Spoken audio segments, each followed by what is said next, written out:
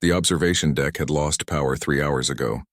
Era watched her breath crystallize in the thin air, each exhale a small cloud that dissipated into the darkness.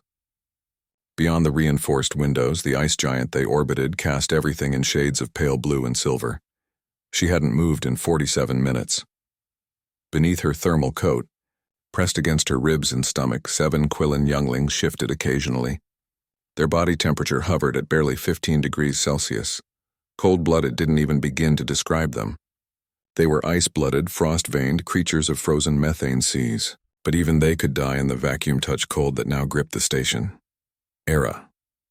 Tovan's voice crackled through her helmet comm, weak and distorted. Status? Still here, she whispered, barely moving her lips. One of the younglings had finally stopped shivering. How's the reactor? Containment's holding, barely. A pause filled with static. Another 20 minutes, maybe 30. The human transport will be here in 45. 45 minutes. She'd have to stay frozen for 45 more minutes. The Quillen didn't have words for what Era was doing. Their language, a series of chemical signals and bioluminescent pulses, had no concept for voluntary discomfort. Why would it? On their homeworld, the strong survived and the weak became nutrients for the ice forests. Compassion was a waste of thermal energy, but Era was human, and humans were very, very good at spite. She'd been the only one in the xenobiology wing when the cascade failure hit. The adult Quillen had already evacuated. They could survive the cold longer, could make it to the inner habitat modules. But their young, newly hatched and still developing their antifreeze proteins, would have frozen solid before traveling 10 meters through the corridors. So Era had opened her coat. You're insane, Tovan had said when she'd calmed him.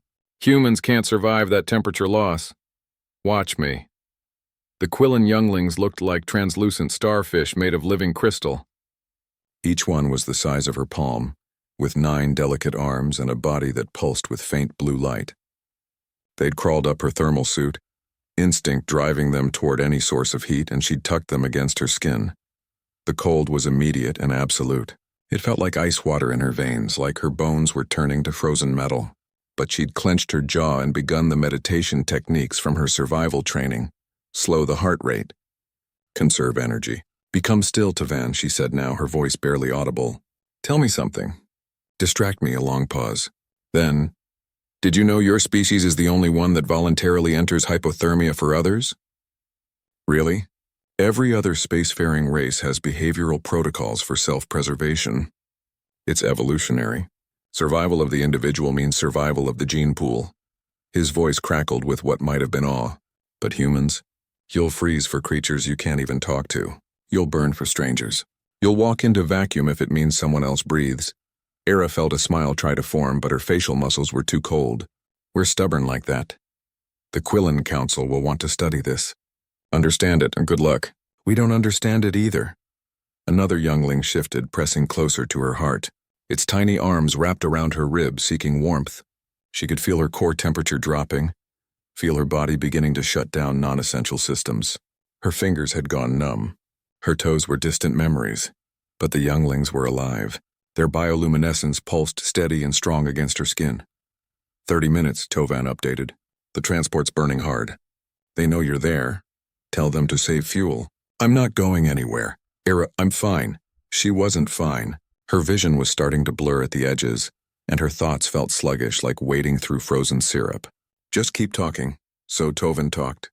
He told her about his homeworld, a tidally locked planet where his people lived in the eternal twilight band. He told her about human history he'd studied, the medics who ran into plague zones, the firefighters who climbed burning towers, the teachers who shielded students with their own bodies. You're all crazy, he said, but his voice held something like reverence. Probably, Era managed. The younglings had stopped moving entirely now. For a panicked moment, she thought they'd frozen, but then she felt the gentle pulse of their light against her skin. They'd entered a kind of torpor, conserving energy. Trusting her warmth, the darkness pressed in. Time became elastic, stretching and compressing. She focused on breathing, in, out, each breath a small victory against the void. 10 minutes, Tovan said. Era, stay with me. Still here. Was she? She felt disconnected from her body, floating somewhere between consciousness and cold. 5 minutes. I can see the transport. They're extending the docking collar now. Lights bloomed in her peripheral vision. The deck shuddered as the transport locked on. Somewhere, atmosphere began hissing back into the observation deck. They're coming for you.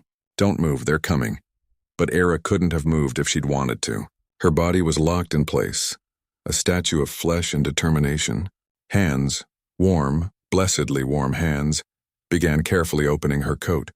Someone gasped, "She's hypothermic. Critical levels. Get those creatures out first, gently." "How is she still conscious?" "Because she's human," Tovan's voice said through someone's comm. "And humans don't know when to quit." They lifted the younglings away one by one, each small body pulsing with life. All 7, all alive. Only then did Era allow herself to collapse into the warmth of the rescue team's thermal blankets, into the darkness that had been waiting so patiently. She woke in the medical bay 6 hours later. Tovan was sitting beside her bed, his triple-jointed legs folded in what she'd learned was his people's version of a respectful posture. "The younglings?" she asked, her voice rough. "All survived. Thriving, actually." He tilted his head, his compound eyes reflecting rainbow patterns. "The adult Quillen want to know why you did it." Era thought about it, about all the complex reasons humans did impossible things. Then she shrugged, ignoring the protest from her still cold muscles. "They needed help," she said simply. "What else would I do?" Tovan made a sound that might have been his species' equivalent of a laugh. "Humanity," he said. "Fuck yeah.